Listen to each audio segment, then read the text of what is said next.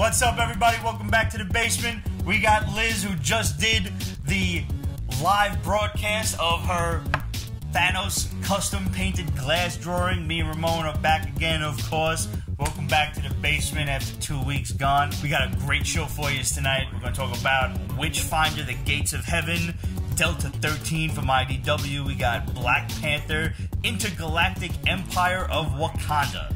We got Aftershocks, Pestilence, A Story of Satan, Black Masks, We Are the Danger. We got Blackwood, we got The Last Siege, and we got Amazing Spider-Man 800. Plus, a whole bunch of DC characters crossover with Warner Brothers cartoons for the second time. I hope you guys had a happy and safe and just glorious Memorial Day. I hope you ate your fill of hot dogs and cheeseburgers and everything else, and I hope you also remembered our fallen soldiers who gave their lives so we could have such a happy time. So that is really the essence of Memorial Day, and we hope you remember it.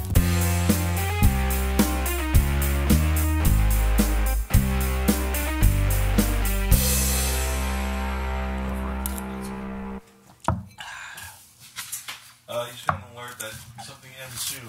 That's alright, T-Bay.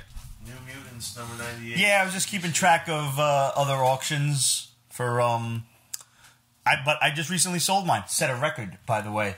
I set a record for 9.4 on for the sale of a 9.4. It's first appearance of Deadpool and Domino. Sold it for $425. Congratulations. Thank you. Very and the nice. book is unpressed, so I wouldn't be surprised if that guy goes home, takes the book, cuts it out, presses it up, and gets a better grade on it. Who knows? Good luck for him.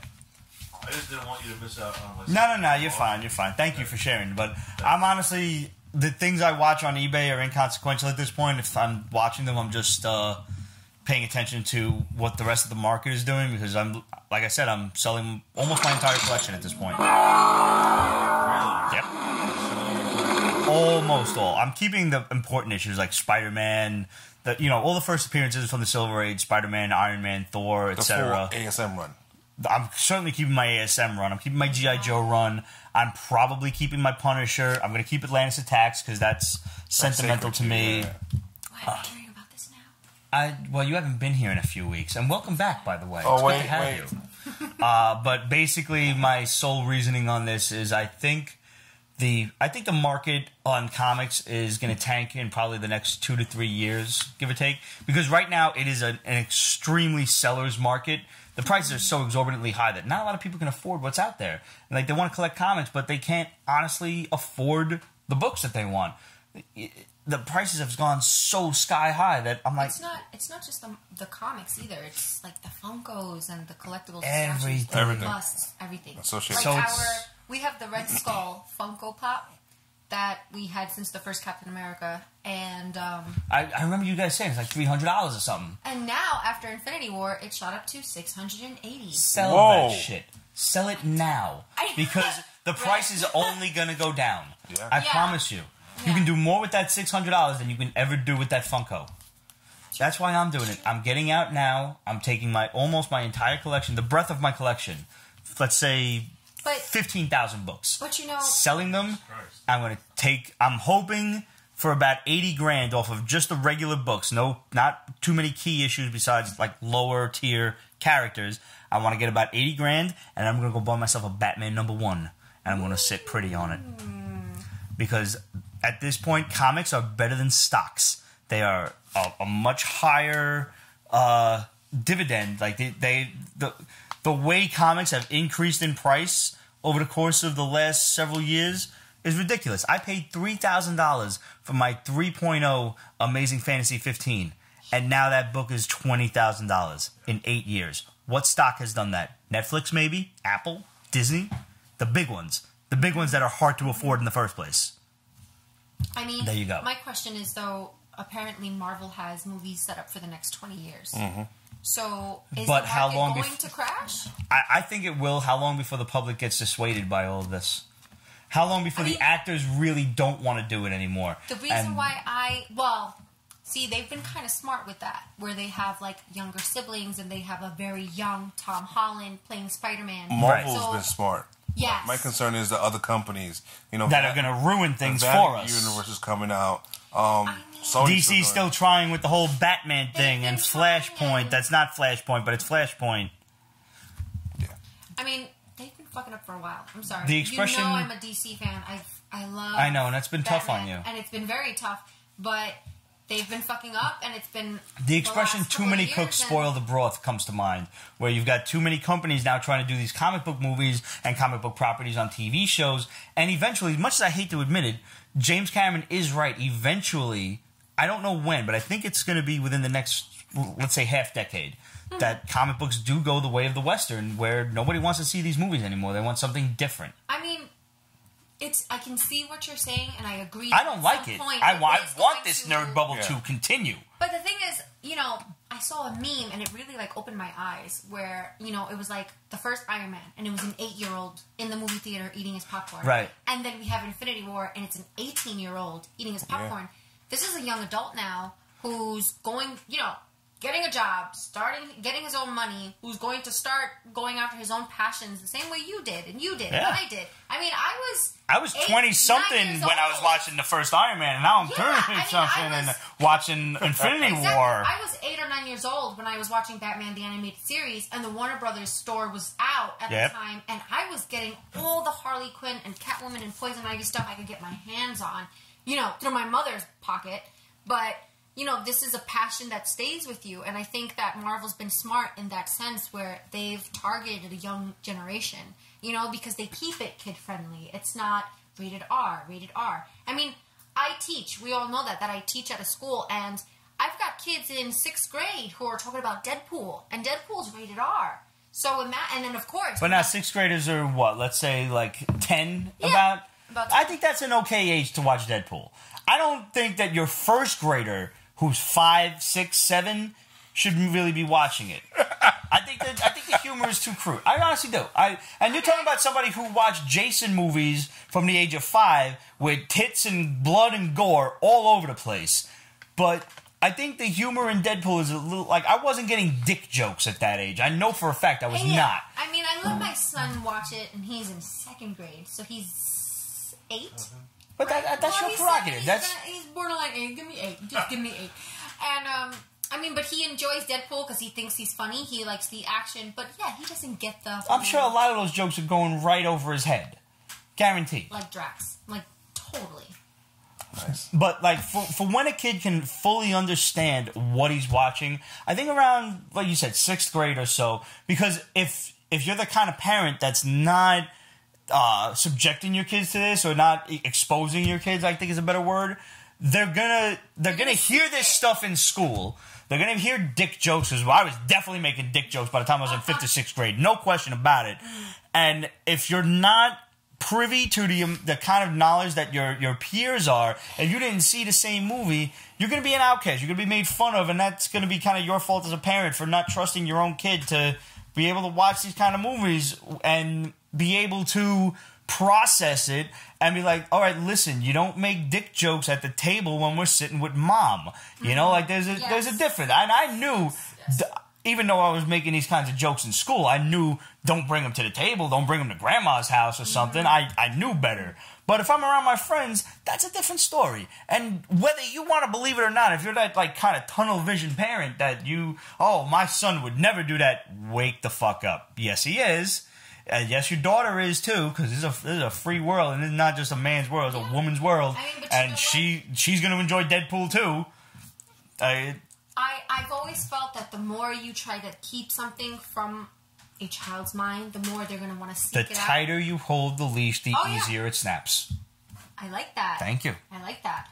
But see, like, and this is relationships, this is child rearing, everything. If you try to hold them back, they're going to try to figure out what am I being held back from and why, and that's when they're going to go out and seek it, as opposed to just being handed it and just make your own judgments from here. Like, I trust you. Go ahead. I mean, and that's what parenting is.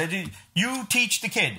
Don't say that in front of mom. Don't say it in front of grandma, etc. When you're with your friends, I know you're going to be a jerk off. There's nothing I can do about it. You're going to be an asshole. It is what it is. So growing up, my uncle full disclosure, my uncle couldn't read. So he was super into Lobo comics. So when I was just learning how to read, I think I was like, maybe, 6 and 7, I was reading Lobo comics to my uncle.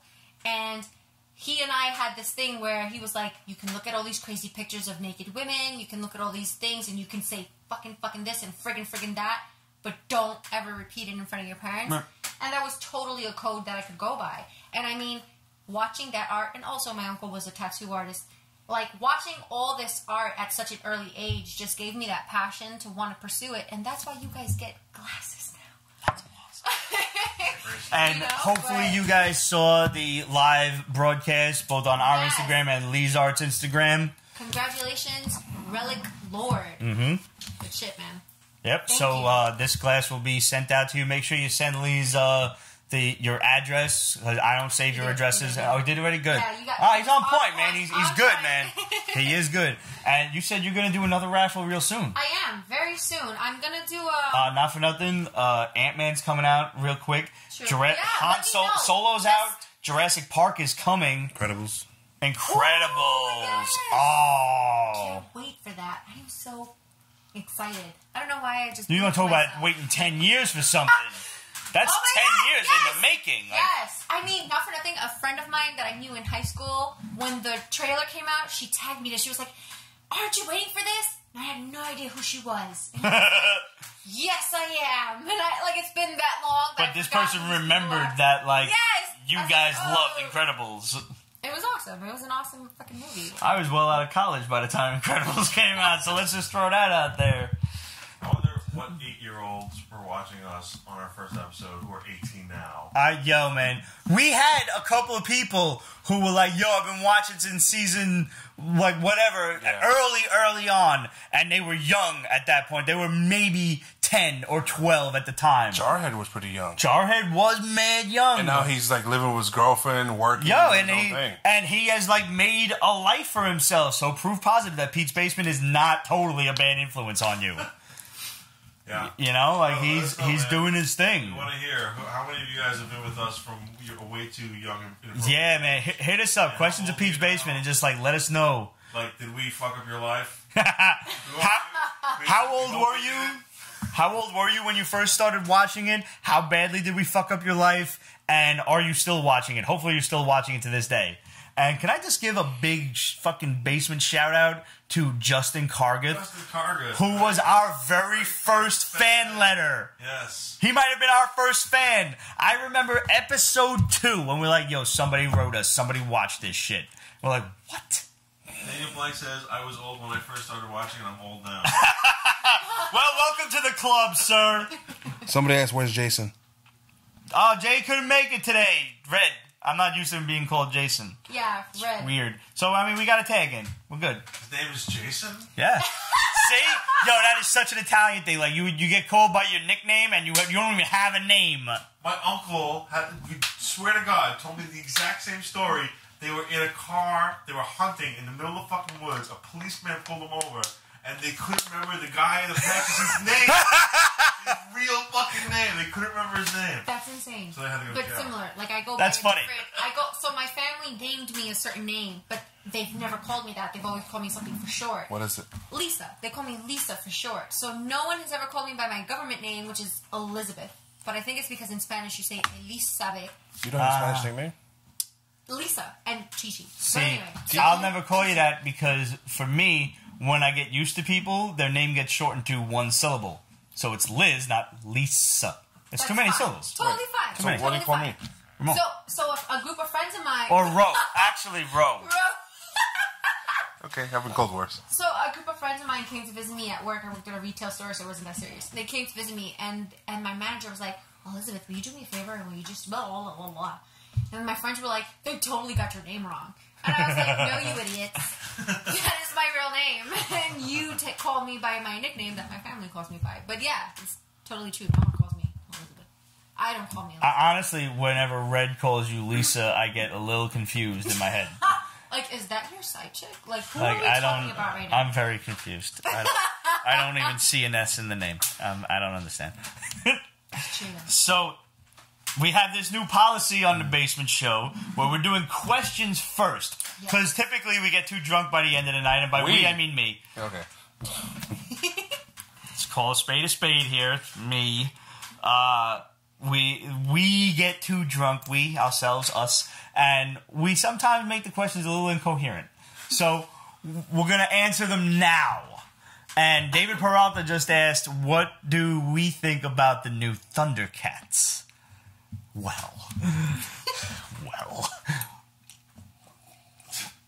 By the way, Vinny Monagru just waved. What's up, Vinny? What's up, Vinny? What do you think of the new ThunderCats? It sucks. That's what I think about it. Everything does not need to look like Steven fucking Universe. That's what I think about it. The fact that listen, you wanna make a remake, you wanna make like some cute shit or whatever, come up with an original idea. You know what? Gravity Falls, that was on the Disney Channel, that shit looked like Steven Universe. It was an animation clone of Steven Universe, but it was a great story. It was an original concept. It was awesome. I loved Gravity Falls. And if you haven't watched it, it's 2 or 3 seasons worth of these 2 kids with a bumbling brother and a dopey sister and an even dopier custodian and their grunkle Stan. He's their great uncle. He's their grunkle Stan. And they're solving like paranormal escapades and stuff. All the while there's this one long spanning story arc that they have to solve with these ancient books and stuff. Totally an original concept. Loved every moment of it. Now you're looking at ThunderCats, which was this original, fantastically animated, realistic swords and sorcery cartoon from the 80s, and you have dumbed it down. Like, I feel like I need to hit myself on the head with a 2x4 at least a dozen times before I'm stupid enough to actually enjoy this piece of shit. First of all, the fucking animator, with his man bun, somebody should take the fucking Sword of Omens to the fucking top of his head, and I don't even give a shit if you cut off gray matter. Fuck his ass. He's like, oh, I used to love ThunderCats. What? When your 20-something ass used to watch the repeats on Cartoon Network? You dickhead. Fuck you. Fuck your mother for not raising you right. Fuck your whole family, goddammit. You failed as a human being. I can't wait for this shit to fail so miserably that not only do they cancel the bullshit within the first season, but you deserve to never work in this town again.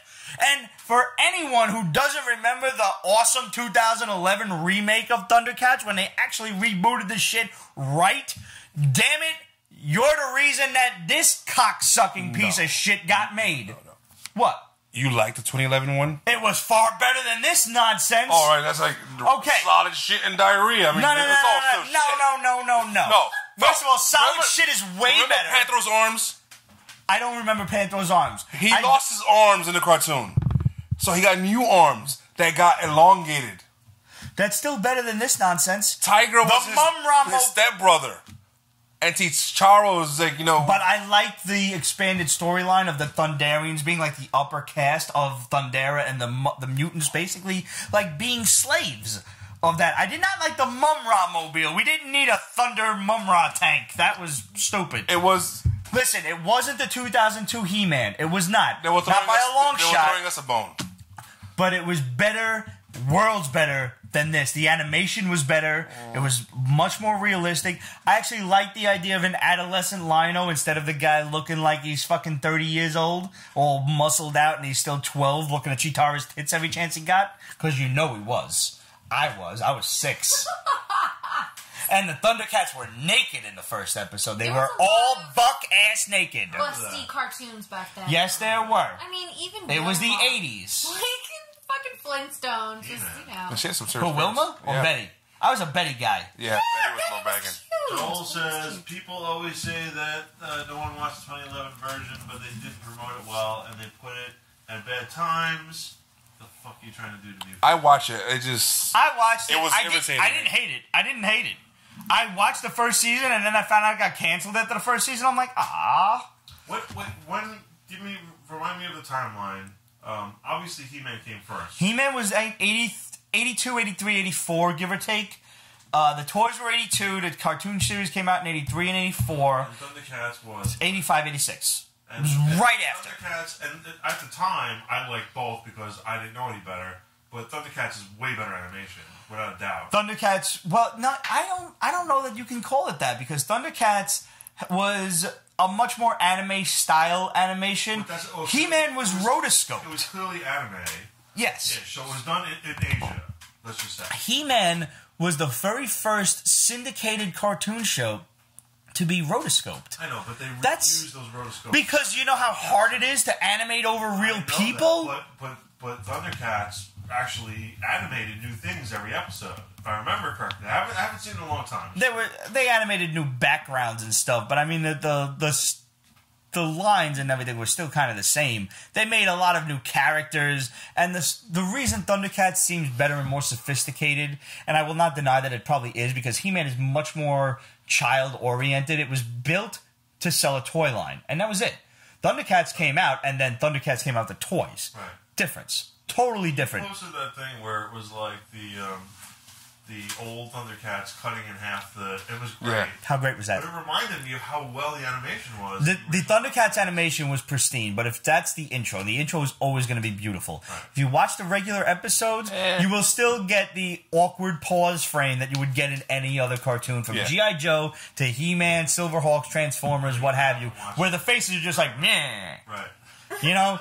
But ThunderCats is a more sophisticated cartoon show, in my opinion. Fight me if you want, because of its linear storyline. It had a beginning, it had an end. And the ending was fucked up, because Lion-O went into the Book of Omens and never came out. Until the Wildstorm J. Scott Campbell series that picked up 20 years later, where he came out of the Book of Omens thinking it's tomorrow, and it's 20 years later and Mum-Ra has conquered Third Earth. It was great, and I highly recommend it to any 80s cartoon fan.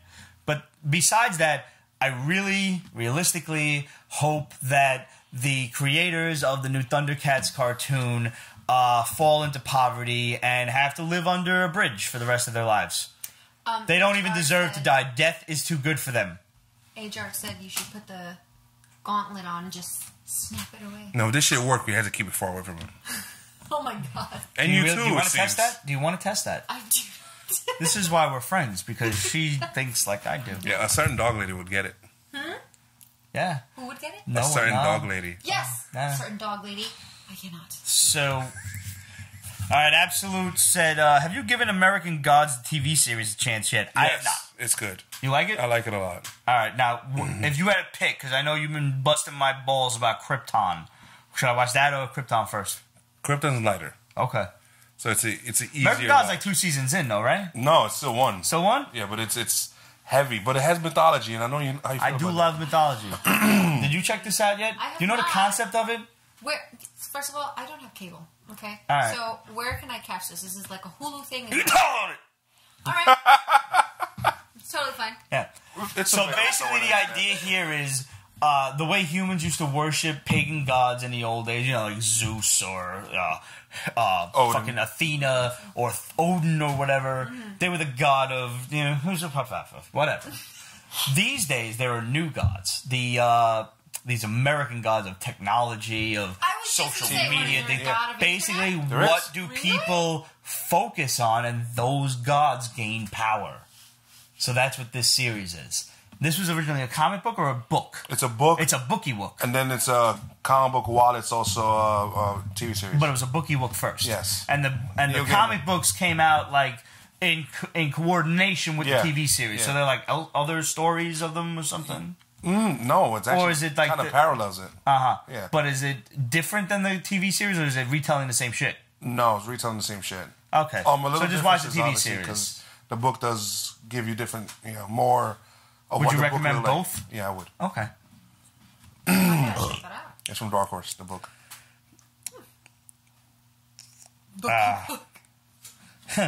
How much do you think the Infinity Gauntlet is worth without the stones in it?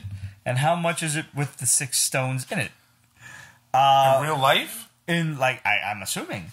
Without the stones, I guess it's probably worthless. No, it was made by this dwarf, so it must be a serious. Yeah, I mean, it But was what if it's armor. like in? a star and all that fun stuff. So I would Some say high we would quality work. start at a good, Couple million? yeah. I'd say we'd start at a good 10 million. And You then when could you get have one meteorites. Like, how awesome would that be? Like, you can get stuff made from space. What?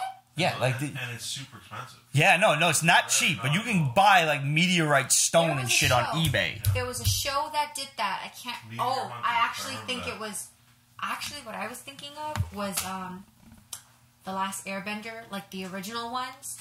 I know this is really random, but they made a sword out of meteorite, and it was like a really big deal. And I thought that is such a cartoony thing because you can't do that in real life. But that was the thing. So it was Viking swords, I believe. And it was Viking swords, and they were wondering how they got their steel because steel wasn't invented back then. Are you talking about the Oofbur swords? I don't. I remember what you're talking about. I know what you're There's talking some about. It's like a Vikings- National Geographic. Yeah, I think I know what you're talking about. There's some Viking swords that had this crazy amount of like And it was high super quality hard, steel. It was super sharp. I'm not saying it was aliens, but it was aliens. your hair needs to be a little more. I know. I just got it cut. Sal went a little crazy with the buzzer. It's a little short. But if you look it up, there was Viking swords that are super hard, and 10th metal. way harder than There's one at the Met right now. right. Really? It's I was obviously it's actually gonna go to decayed that tomorrow. because it's that old, but it's Oh, still I'm hanging gonna there. punch right through that fucking I was glass. literally I'll bet you going that to shit undecays as soon as I hold it. Oh wow! I was literally. I think he's going to referring Be to pretty fucked up if that happened, right? the Oofbur swords You because don't he's have to write that he's a down. branded with his name and like I think we're talking about the same thing. How fucked up would it be if like I? Yeah, we're not sure, but yeah. But I would defer to you if you know what you're talking about. But Be pretty realistically, shitty if I got like a magical they sword, figured that right? They actually made them with meteorites because meteorites are they basically are harder than iron because they have carbon. I mean, they're essentially like steel. Science. I get Science it. shit, right? Okay. So, but what is right? If you were to bring the gauntlet into Pawn Stars, into the pawn shop, and $50. what would you get for it? $50. That's all I can do. If it was made of meteorite? Especially if the old man was there. Oh, yeah, Just that's get true. the That's weight true. in gold or whatever the fuck it's made out of, The right? Egyptians did jewelry out of meteorites. That's insane. Yeah, they were. They had nothing else to do in the desert. First of all, the Egyptians were, I don't know, they were really on something.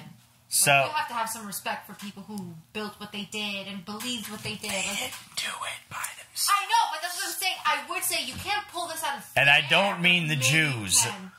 I don't. What you mean is aliens. Aliens. Michael Vaughan said thrown us out that Black Panther was not as good as everyone says. The hype. That's the problem. It was Oh, good, but the hype of it all really just you went along with the euphoria of the hype.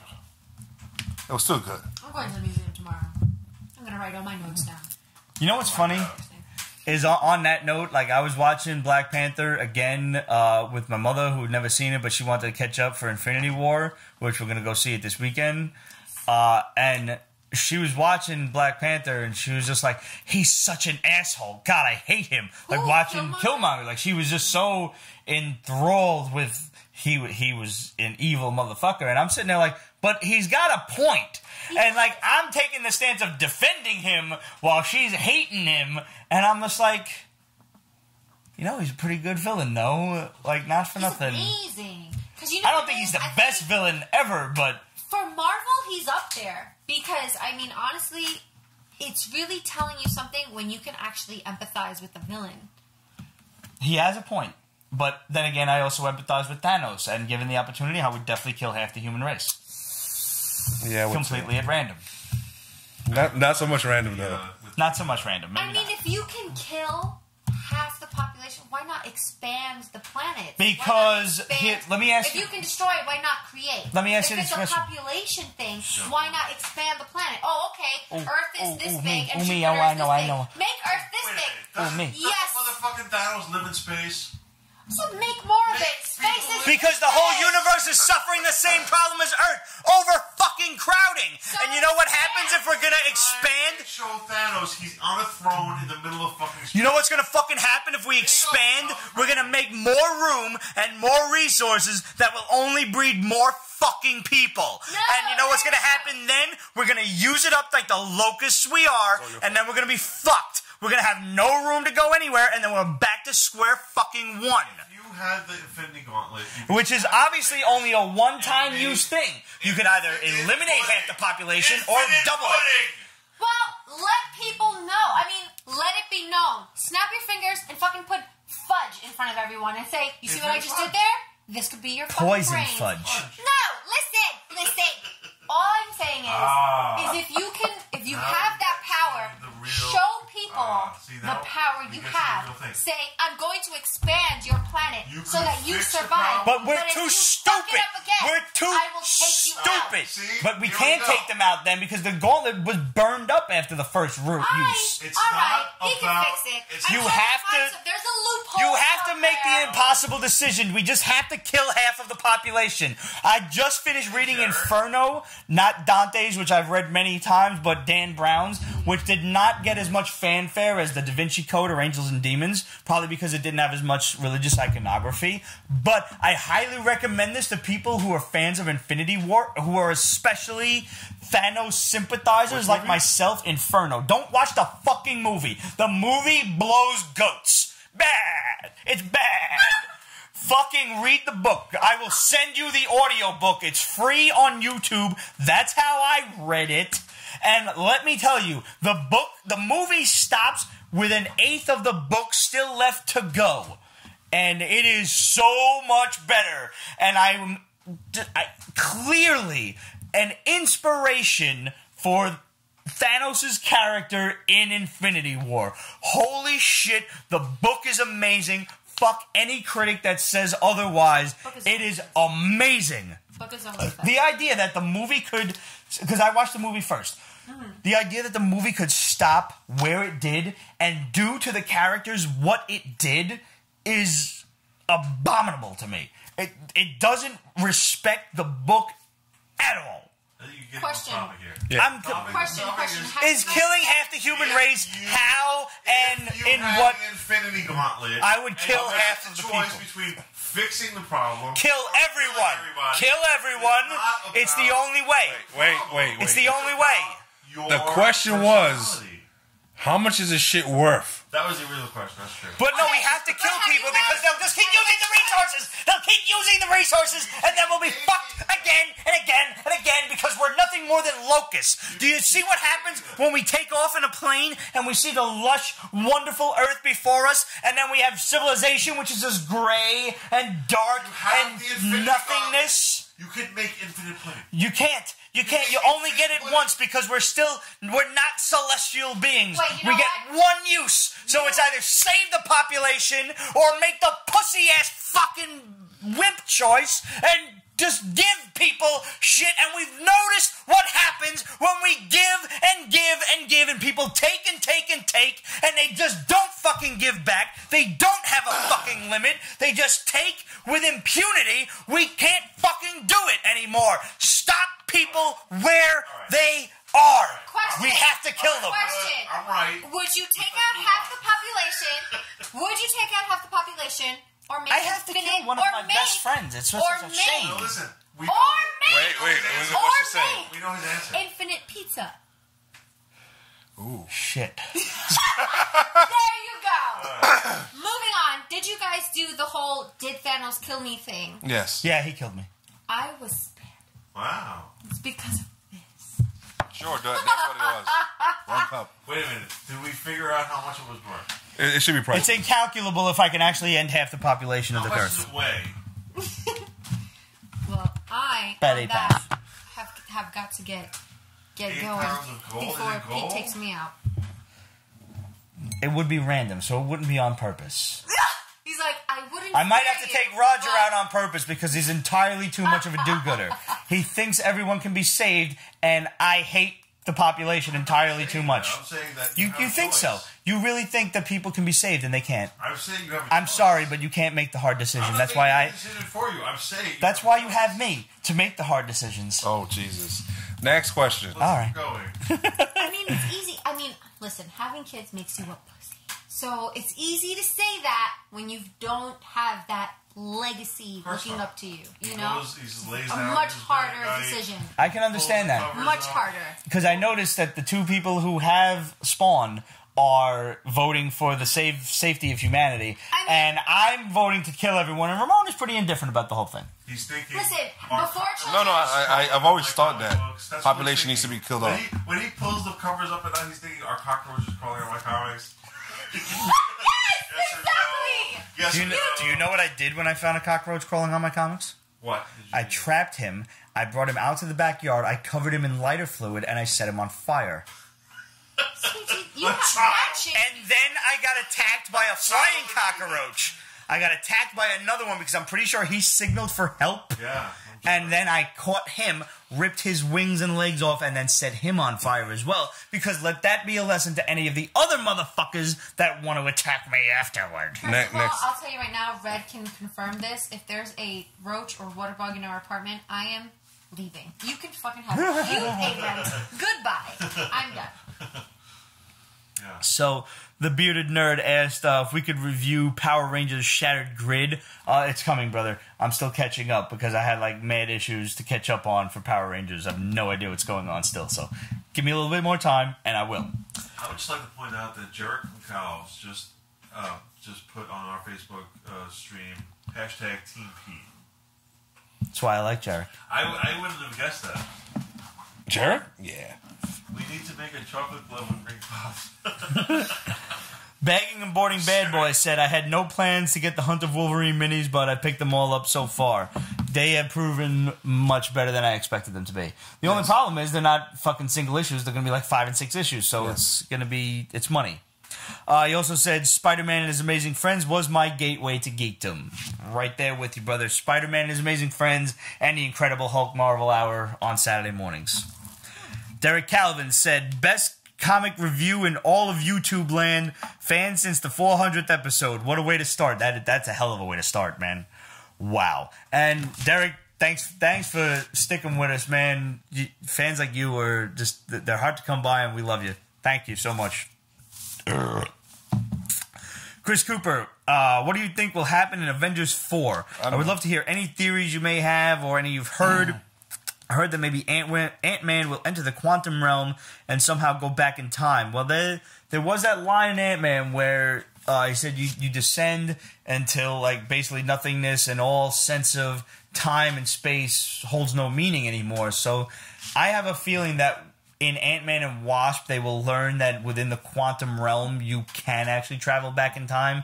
Because, I'm no Chris Craddock, I'm no rocket scientist here, but I know a little bit about string theory that tells you, like, when you shrink down that far, the laws of physics kind of change. And you can time becomes kind of linear, and you can jump back and forth almost like walking down the block.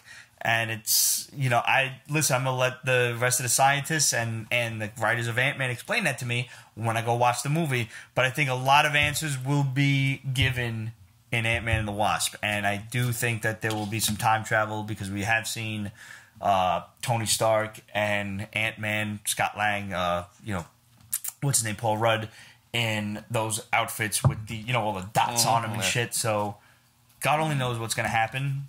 I'm very interested. We've only got another... Is that what you think is going to happen for Infinity War then? Because I think they're going to go back in time. They had the time stone, and then now it's going to be up to Ant-Man. Did Ant-Man... Oh, he wasn't in it. He wasn't in it. Ant-Man and the Wasp is going to happen before and parallel to Infinity War. I would not be surprised if at the end she disappears. Like, just, fades off into barbecue dust. I would be so very disappointed.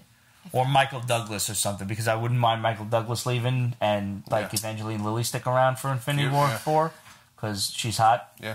Can I just say, at the end of Infinity War, I cried all the way the fuck home, okay? My mother was watching I cried tears of manic joy. Are you insane? Yes. Yes, he is. Why do I... Rhetorical question, but... My friend actually turned to me and she's like, what are you laughing at, you sick fuck? I think I would have been so angry with you. That is a quote. Pete, we are done. We are not You friends. would probably punched me in the face. No, but I came home crying. My mother was like, what happened?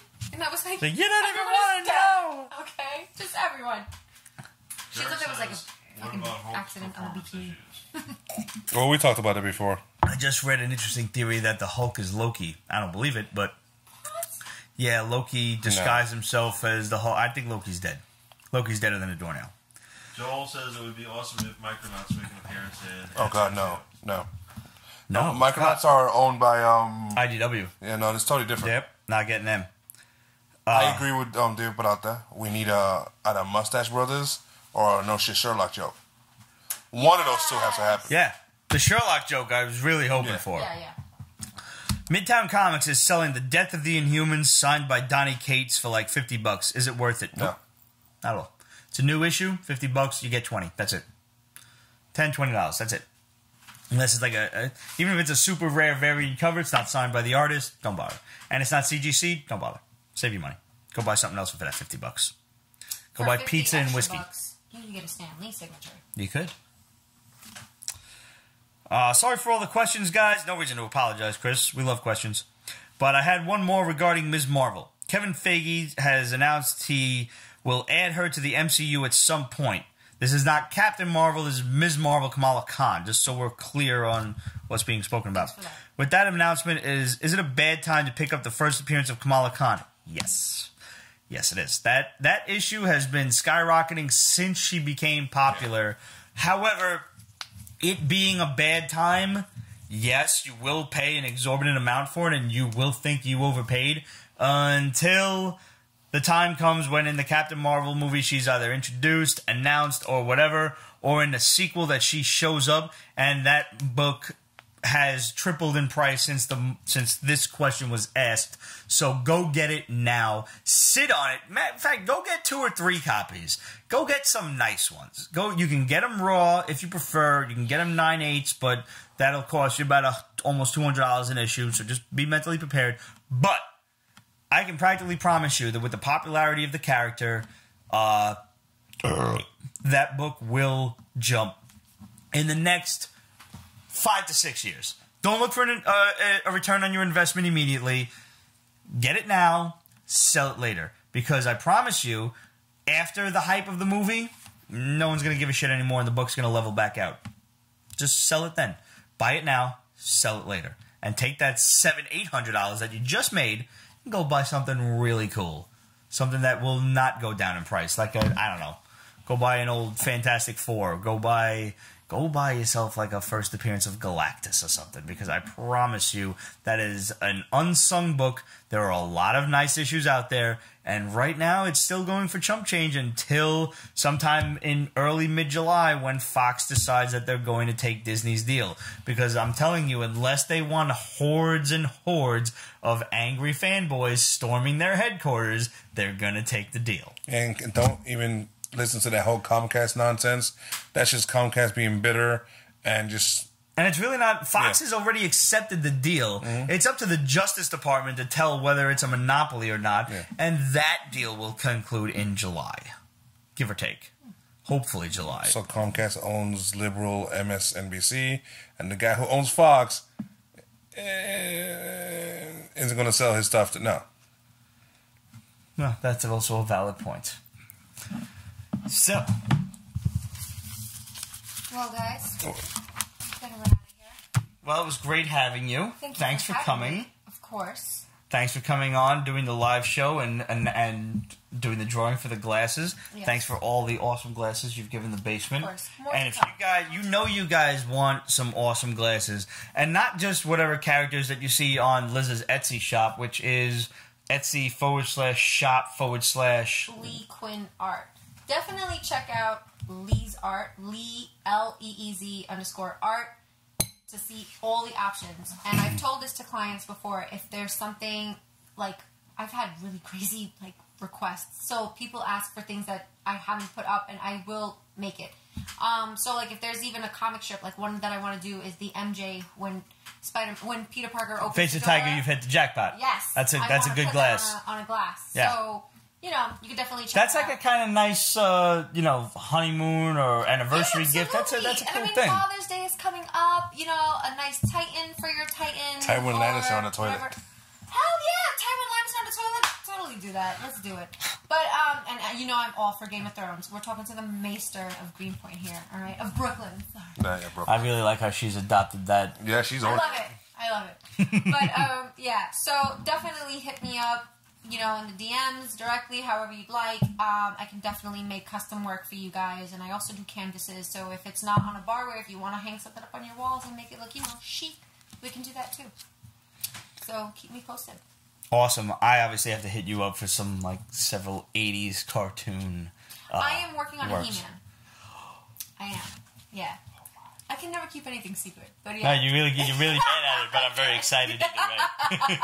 But yeah, I'm working on a He-Man, and yeah, David's I did a asking about Gargoyles hip-hop. one. Ooh. I did Demona. I don't know if you saw it, but I did. I may have. Yeah. I mean, I loved that show. You saw the pops coming out from them? No, there's Pop Gargoyles coming out? That's really badass. cool. Did I... Pete's Basement liked it, so it was either me or Ramon. Pete from Pete's Basement hasn't liked it, so I don't know if I've seen it yet. But yeah, man. That is really cool. I'm really excited about That. And that was a commission? That was a special request, or you just decided to do that? I decided because I just really, I haven't seen enough of her.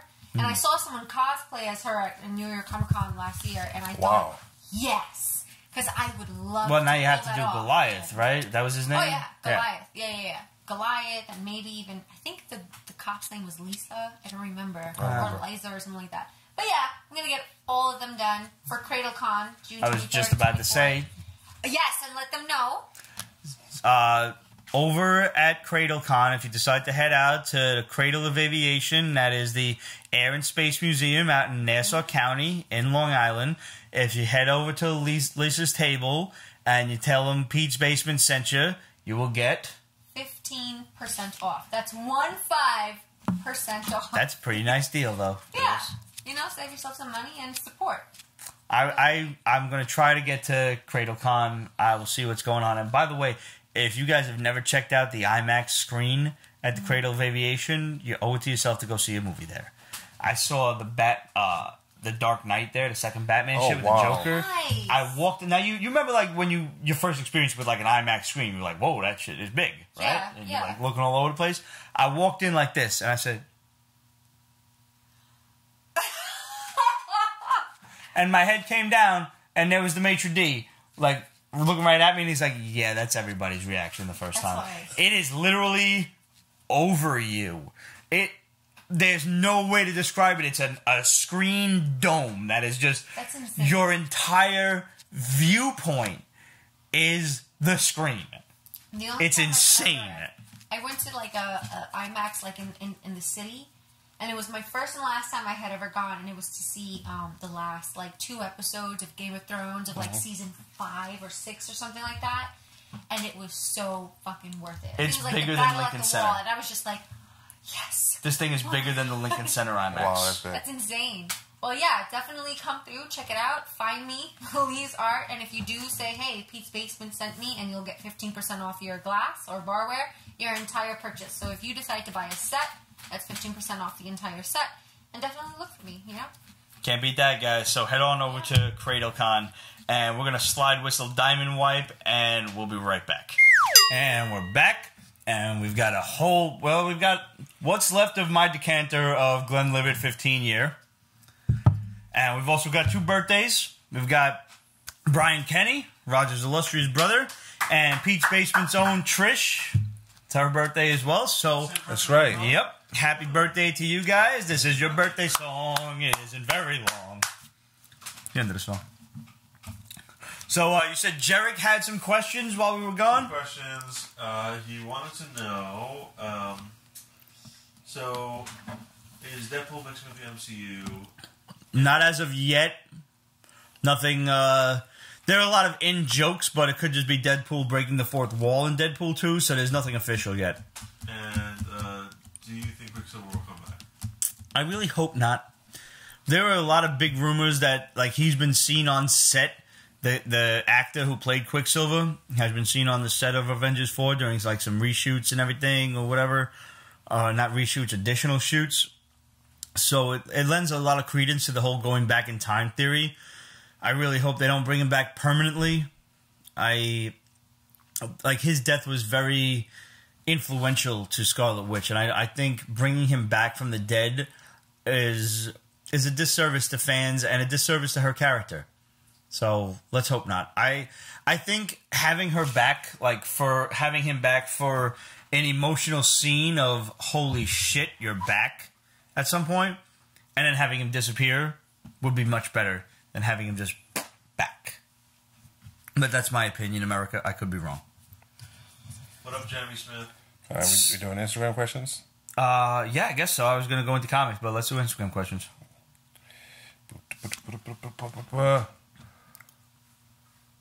Let's talk statute of limitations for spoilers, Kate says.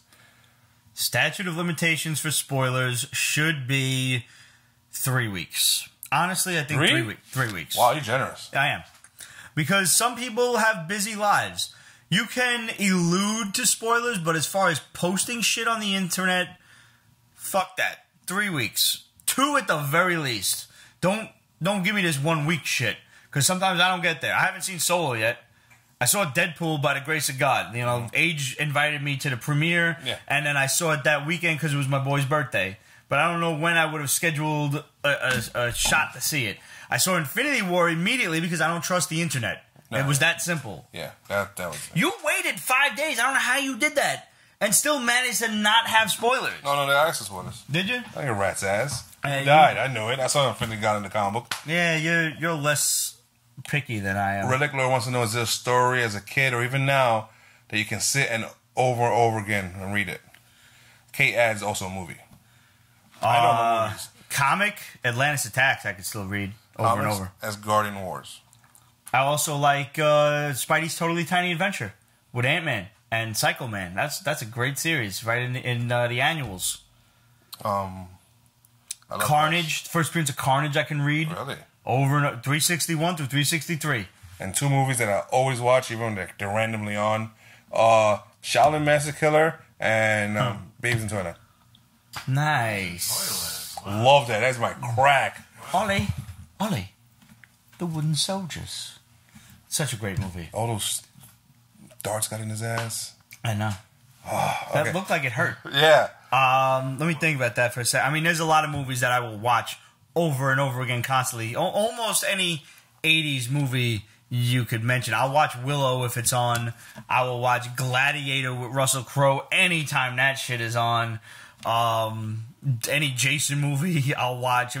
This list is entirely too big for me. Yeah, it is. Mortal Kombat, I don't give a fuck. I will sit down, stop what I'm doing, and just watch some shit. As long as it is from my youth, because it takes me back to a happier, simpler time. I mean, look, I would say, for me personally, just about any Mel Brooks movie. Okay. Right? Yeah. Spaceballs. Spaceballs I will watch in a heartbeat. Right? If it's on, I have to watch. But proven recently, again, Princess Bride. Yep. Great movie. Watched with my kid. It holds up. I would watch it, and I enjoyed it. And he enjoyed it. He enjoyed it. Proving positive that movie is timeless. Ghostbusters. Yes. Gotta watch Ghostbusters. I mean, I'll even watch Ghostbusters too. Absolutely. I like Ghostbusters too. Yeah. Yes. He is Vigo! Oh, Jesus. Do you believe the Hollywood hype about certain film sets being cursed? As far as like the Crow goes, because now the Crow is dead in the water. Like Poltergeist and The Omen. Oh yeah, man! I believe in ghosts. What's it called? 3 Men and a Baby, where they seen the fucking kid like behind the. Right. Yeah, remember The guys who played Superman. Oh, they all yeah. Oh, that was absolute. Wizard of Oz. Yo, that shit is taken. People are like, oh no, that didn't happen. It's right in the background, and it has been digitally edited out of every fucking like DVD and Blu-ray. You've seen the guy hanging himself in the Wizard of Oz, right? Yeah. Oh, you need to go on YouTube. I'm sure that original footage is there. And there's a little fucking man hanging himself in the background, a little munchkin. Ouch. Like, how do you explain that? Oh no, it's just a guy playing around on set. No, he's clearly fucking hanging himself. You cocksuckers, don't lie to us. We're not that stupid. I'd rather you just tell us that what we're seeing is real, and then we won't give a shit about it. Is there a team up you would like to see as an ongoing? Relic Lord would like to see Wolverine, Banner Hulk. Wolverine and Banner Hulk. Yes. I don't know. Let me see. I mean, we've got Spider-Man, Deadpool. That's starting to get old.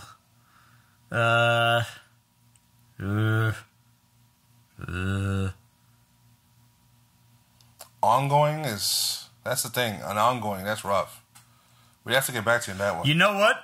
Here's I'm drunk. I'm a little drunk. I'm just gonna say this. What if we had Blade and Morbius as like a Felix Unger and Oscar? That'll work. As an odd couple. That's good. It could be funny and fucking serious at the same time, where they're hunting down like vampires and other monsters and shit.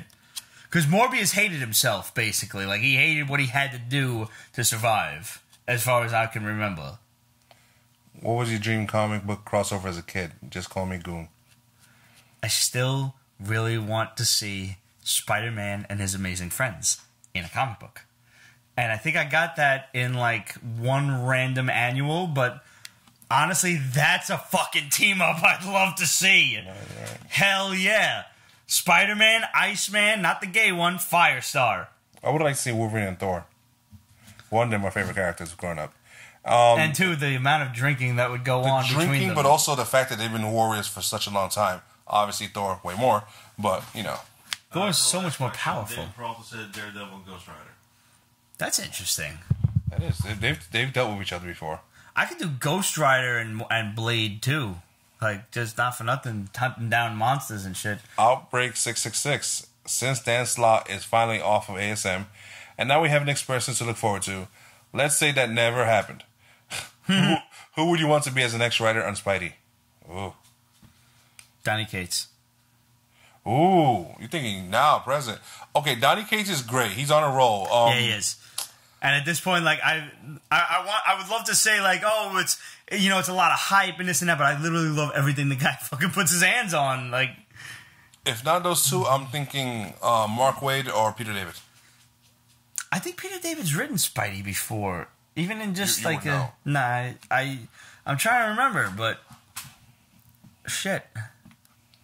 And last question from Hellraiser: what happened with TV's Cassie Hack adaptation? I don't know. That is made for... That's right, the Hack Slash shit. That's like a Netflix cable stuff. Like, I can't imagine that thing being on regular network TV. It shouldn't. Not without them killing the whole concept of it. That's true. Spider-Man 2099, Peter David wrote that. Says, That was it. Okay. That's different. I knew he had a hand in Spider-Man somewhere. I couldn't remember where. Christopher White says Wolverine and Lobo. That would be great. I mean, like, it's still, like, you're talking about one guy with the powers of Superman. Yeah. And one guy who's Wolverine. You know, it's such a different power set that I would, like, as a miniseries, yeah, it would be great just to see the fun antics that they get into. But as an ongoing, how do you keep the villains consistent? What about Deadpool and Batman? Oh, Batman would beat the shit out of him. Like, Batman didn't want to work with Spider-Man.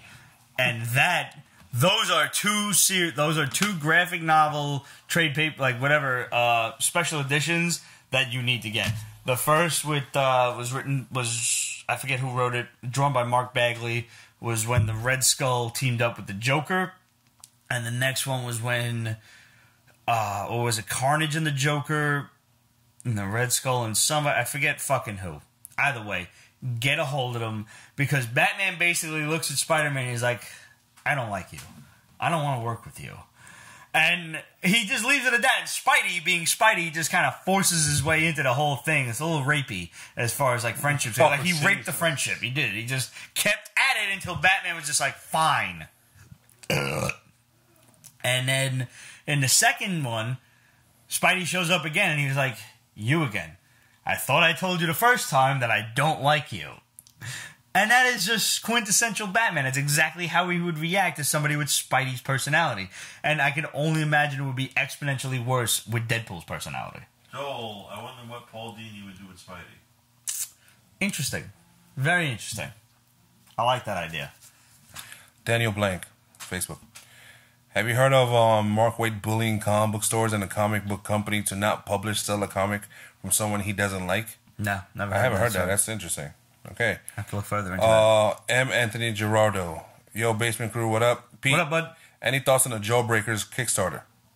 Jawbreakers Kickstarter. The I only know it's Jawbreaker. become controversial, but it's also become such a huge story within the industry that it's hard not to talk about it. Jawbreakers, the rock candy? I don't know. Also, Liz is very easy in the eyes. Well, God bless her. I'm going to write that shit down. Yeah. All right, we'll get back to you on that one. Yeah, I don't know about that shit. That's I'm it. gonna For take a look. questions. All right. So since we brought it up, let's talk about Amazing Spider-Man 800. I happen to bring down one of the many variant covers I was stupid enough to buy. Good. So wait a minute. Yo, I mean, it's filled with ads too. Like it's not 80 whole pages of just story. Really? All right. It was a good story overall. I felt that it ended weak. I felt that the major... Are we just going to spoil it for them? Yes. All right. Throw the cheese down. If you don't want to know, I'll wave to you. We're going to do this again. I'm going to wave, and I'll wave again when it's time for you to come back. So, cheese down, wave, mute the shit. I felt that the death was weak. I felt that the issue itself, the paneling, was hard to follow. There was so much going on that all of a sudden dialogue was coming out of nowhere, and it was just like, wait, what's happening? How is this? I'm looking back, like, did I miss a page? Did a page stick together? What happened here?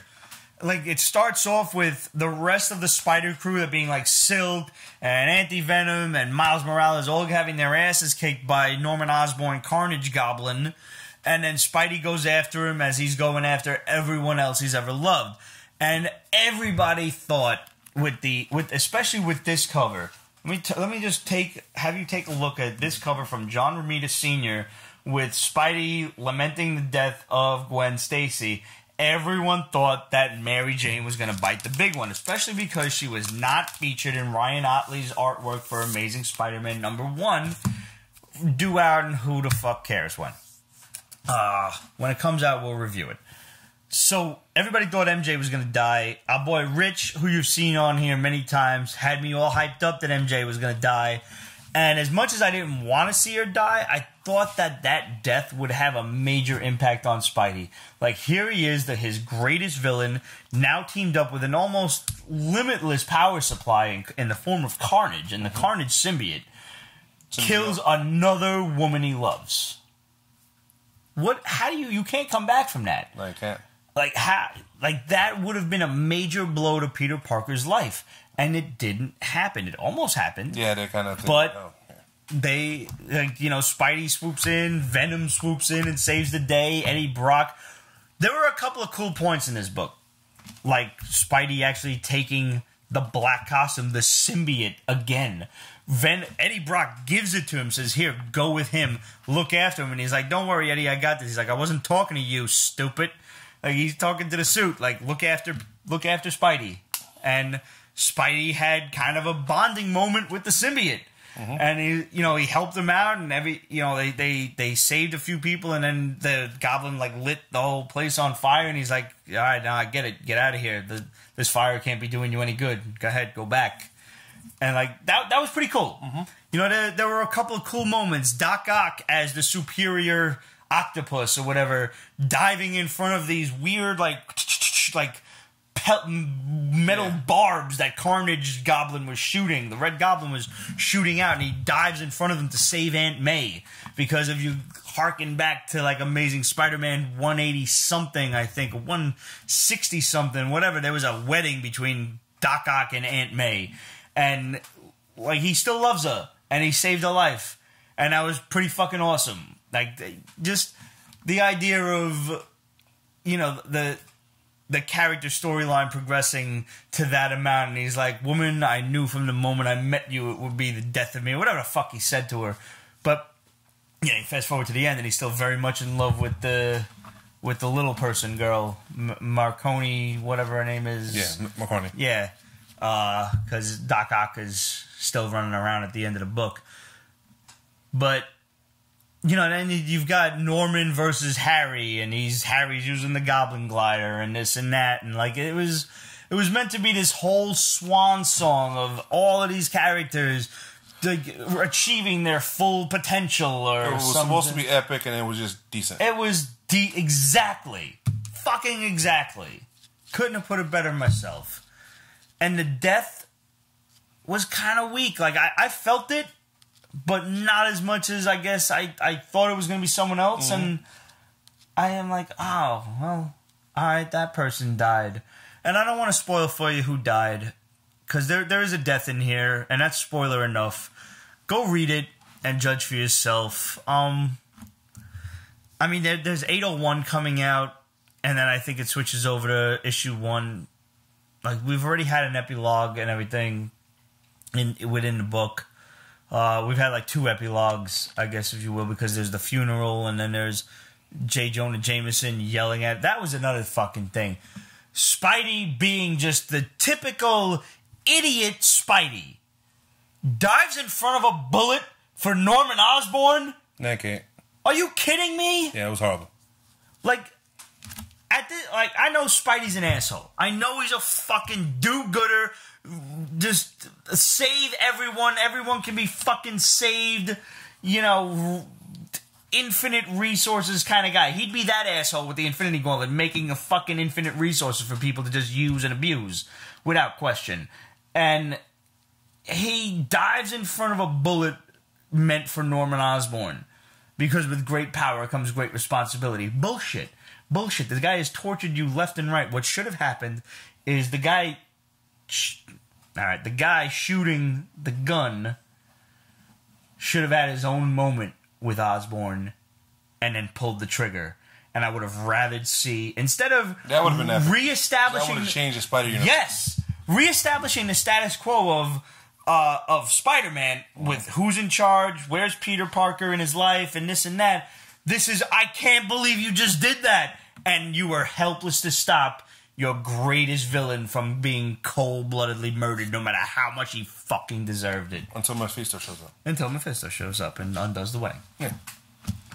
I think that little personal moment, like, if he would have been able to find him, let's say Peter Parker's not, Spidey's knocked out after the fight, whatever, and Osborn's weak, and Homeboy shows up like, you made everyone suffer for this.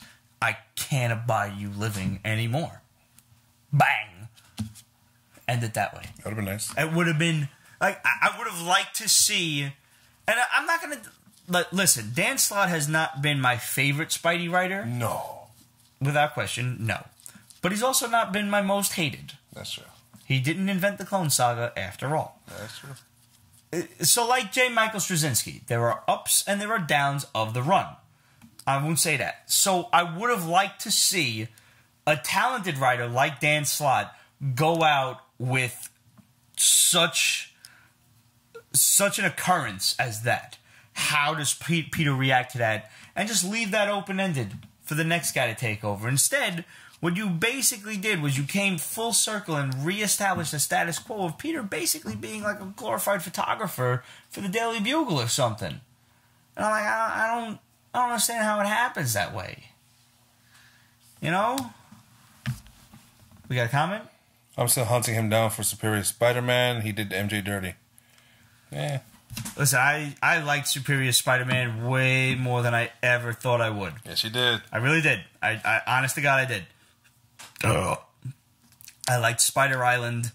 I liked a lot of things. I actually didn't like his events were better than his regular issues. Did he give us Silk? Yes. See, that was done poorly. Yeah.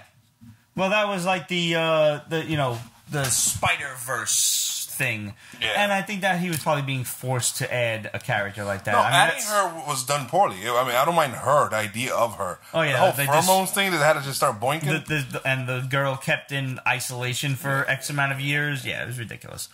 But again, how much of that was him and how much of that was Marvel top brass that was like, listen, we need a female Spider-Man. We need a new character to bring in the female readers or whatever. You know, there's probably a lot of bullshit politics going on behind the scenes that we're not privy to. But we're smarter than the average bear, and we can probably figure that shit out.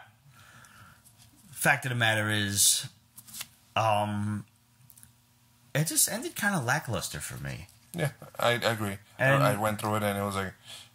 And the death, although effective.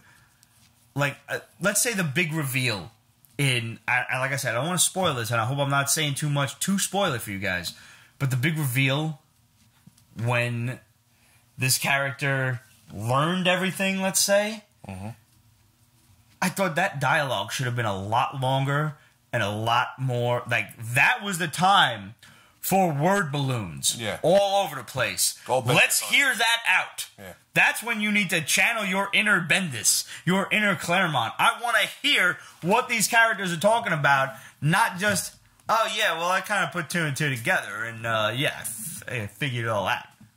No. You haven't figured it out since fucking 63. You don't get to just say that. No. Sorry. Now that I've given too much away, let's move on. I've said too much. I shouldn't have said enough. I'm sorry if that was too much of a spoiler for you guys. I didn't mean it. You didn't wave them back in. Now I can wave them back in. Yeah. Alright. So, I liked a lot of... There were a few books that I really liked this week. Okay. Obviously, Witchfinder, The Gates of Heaven... We've got another Witchfinder book. Yeah. I'm all for it. Yeah. The artwork is a lot lighter in this book. It is. Compared to the others. Like, they've got a new artist. They've got a new writer. So... I mean, he's still attached to Mignola. Yeah. But. I mean, it works, and it's a little different because now it has the Witchfinder teaming up with a whole bunch of other, like, paranormal investigators. And he usually has this, kind of pompous aura of I'm the smartest guy in the room, and he realizes like these guys kind of know their shit too. Yeah. So, and we don't really know there are artifacts being stolen. Yes. Along with a dude being severed at the forearms. Why? And we see at the end of the book the guy who has the forearms on ice. Yeah. He's saving them. Yeah. You think that's Frankenstein or something? Like, what is he doing with these artifacts and body parts? I would love this to be like a TV show. Yeah, this could definitely pull off, like you take one book per season. Yeah. I think that'll definitely work. I agree. You don't drag it out. You've got, let's say, 6 books, 8 episodes, tops, per season. Done. I'll watch the shit out of that. We're up to now, I think this is volume 4 of The Witchfinder, maybe volume 5. I don't know. But it's moved along pretty well. Yeah, but it's been like 2 years since the last one. But I'm happy to have it back. Yeah. New art style, new writer and all. I'm still enjoying it. I preferred the darker style, but, I'm with it. It's so much lighter in color, but they're expanding the universe. They're introducing so many new characters, and they're bringing back other characters who didn't die in the last series. They showed the Queen. That was awesome. That was pretty cool. And he's like, who's summoning me now? Oh, okay. So, like that, that was really cool. Again, if you're a fan of the other series from Dark Horse, you're going to like this one. It comes down to that. Now, you read IDW's Bubba-Ho-Tep and the Cosmic Bloodsuckers.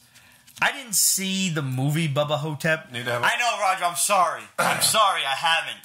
You should be apologizing to Bruce Campbell right now. Should I should? Yes. So I need to... Directly to the man. Bruce Campbell, I'm sorry I haven't watched it yet. Is he in it or did he direct it? What? I mean, I don't know, but yes. I haven't seen it. What? But we're not surprised Ramon hasn't seen it. And there's a lot of classics Ramon hasn't seen. I'm more surprised you haven't seen it. Is it a classic? Of course it's amazing. I feel like I should have seen it, and somehow I didn't yet.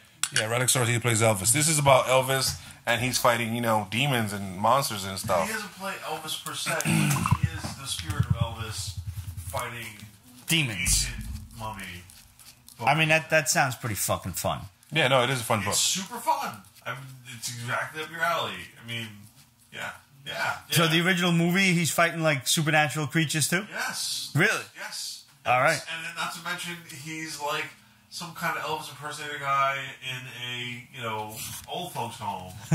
I mean, it's perfect in my mind. I don't know. I mean, other people the comic's may not different. agree with it, but yeah. In the comic book, he is Elvis. Oh, he's definitely Elvis. It is Elvis, yeah. It could be like, sort of they just say he's Elvis, but... And actually, he's Elvis and he's doing this while there's an imposter Elvis doing the Elvis stuff. Uh-oh. It's good. So, I really fun. liked it. Yeah. Okay. Really fun, zombies and all that fun And stuff. don't have to watch the movie to appreciate the book. I did it and I enjoyed it. All right. You have to watch the movie to appreciate the movie. I will watch the movie. Yes.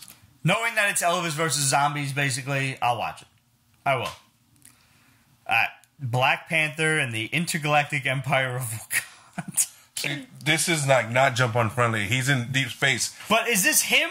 Is this an Elseworlds? No, What is this? it's him. This is him. Why does he not know who he is? I don't know. Why is everyone else intergalactic Something too? happened a long time ago. Like Wakandans send people into space because that's what they do. They're so advanced that way before us, they send people into deep space. So wait a minute. I read this whole thing thinking that this is some weird ass Elseworld story. Not to my- Why is T'Challa in space then? Why don't does know. he not know who he is? I don't Why know. do M'Baku and Nakia not know who they are? They're different. They're people that took those names in honor of their ancestors. Alright, so this is already half bullshit. Why is T'Challa So it's like not know who he this is? Wakanda and they sent aliens. Yeah, sure. No, I bought that part. Those bastards conquered so much, and they're like coming Yeah, back. they're to like Earth. evil Wakandans, I Yes, guess. Like yes. they're just totally going against the entire essence of what Wakanda's about. Yes, Why is T'Challa in space and a slave and doesn't know who he is?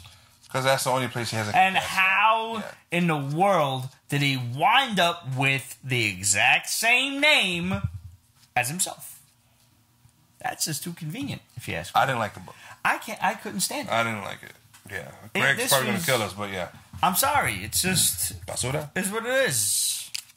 I like Ta-Nehisi Coates's regular BP book. It's not garbage. This is just not jump on friendly at all. I And for number one, that's listen. I jumped on it, and I jumped on it thinking it was a fucking Elseworlds, like you know, whatever Marvel's version of Elseworlds is. Like this was just a okay. We've got Intergalactic Black Panther because why not? But I still didn't like it. I didn't like it, not even thinking that there was other parts of this story that I had to read. Thank God I didn't read them. All right, Delta 13 by Steve Niles and Nat Jones from IDW. I like this. You know I love this one. This is about like these asteroid farmers, explorers, miners. yeah. I guess they send probes to asteroids, and then they go cruising around the asteroid belt, and then all of a sudden they're about to impact this giant ass asteroid that come out of nowhere. And then, hey, there's a cave. Let's go into the cave Yeah. instead of just crashing into the damn thing. Tell me you weren't looking like was they gonna fly into like the mouth of a giant worm or something? was. Yeah, absolutely. And when he got out of it, I was like, So now they send an explorer probe that like crawls around like a spider, and it's going to this like heat signature. They're like, "Yo, this is why is there a heat signature in the middle of a dead ass asteroid?" And it's about to get to the heat signature, but there's something in the way, and it's a giant wall with these weird hieroglyphs on it. yeah, Done deal. I'm in. I'm into it. Oh man, outer space stuff, ancient alien stuff. I am so in. Artificial construct asteroids, so in. Steve Niles, I knew this name. He has done many other horror stuff in the past.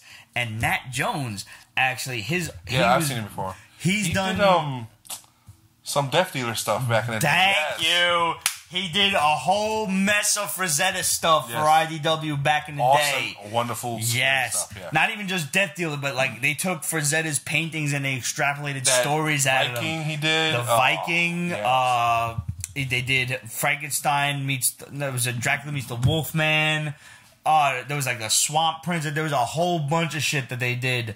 And this was like, what, around 2006 or so, I would say. Yeah, I bought all the covers. There was sketch covers from him. I bought every last bit of it. Yeah, it was good stuff. And to bring it full circle, I'm not selling those at all in the midst of my comic collection because any Frazetta stuff, keeping, just hoarding, because that's mine.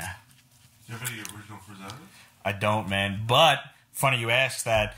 A Death Dealer, the 6th painting in Frazetta's series, just sold for like a whopping $1.5 million. Wow. Might even be more than that. I'm not sure. It might be $3 million. I'm not sure. It was either 1.3 or $3 million. I know there's a vast difference, but once you're up that high, what's $1 million amongst friends? And that's the 6th one. So let's not even consider what the first one's worth. What about like? Does he have any like prints or anything?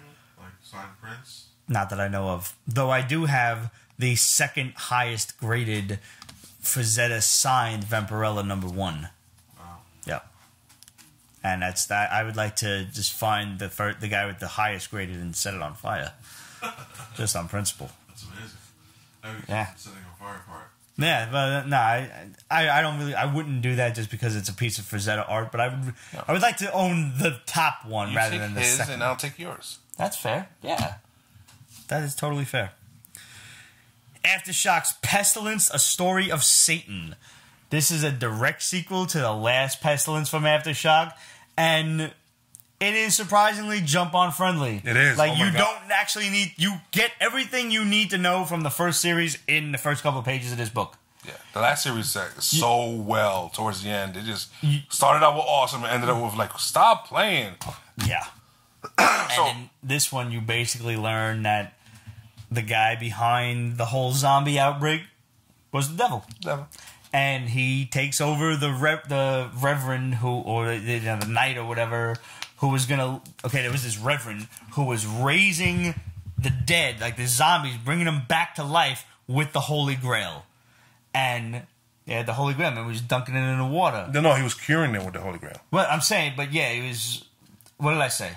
raising them up from the dead. But right, I'm sorry, I misspoke. He was like the zombies were attacking them in like say they were fording across the river, and the reverend would dunk the Grail into the river, and the water would be blessed, and they would come up as humans. So now you've got all of these raised humans being led by a knight, and then the knight gets possessed by the devil and saying, "You have no fucking idea what I have in store for you." The devil's foul mouth. Devil's got a foul mouth, not for nothing, and I think that fits. He's the devil, after all.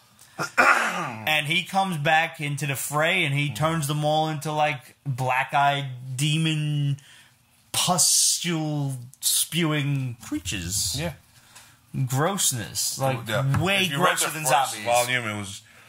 There's this one zombie that comes to mind where it's a big fat chick, and it turns out she's topless because why not? Except she's pregnant, so her stomach is like slit open with 3 zombie babies coming out of her because she's a zombie herself. So imagine this big fat chick coming at you topless with 3 zombie babies coming out of her stomach. And just horrible deflated zombie titties. Yeah, yeah. And that's just one little scene. So, yeah, no, Aftershock don't play, yo. No. Like, just try and imagine that. We're not even gonna pop it up for you because it's too insane. You need to go and look this up in the book yourself and just be thoroughly appalled by what you see because it deserves to be seen in context. It's good. It's warping. Yeah. So good. Such a good start to the sequel. All right, Black Mask's We Are Danger. We're the Danger is just a band coming together. That's it. Yeah, that's really it. You know what? It's not bad. It's not bad. It's not groundbreaking, but it's just a good. It's not a basement book. You know, I don't feel like we're the audience for this. But if you were, she is Filipino. So we know a lot of people who are going to like this. Yes. Going on that, it definitely has its audience. Yeah. If you are Filipino, you have a title-centric character. If you're into music. If you like music, if you were in a band in high school, if you're in high school and in a band, if you're in high school and want to be in a band, this is for you, without a doubt. It's not a bad book. It's not for me, but it's not bad. One book. We Are Danger from Black Mask. We Are Danger.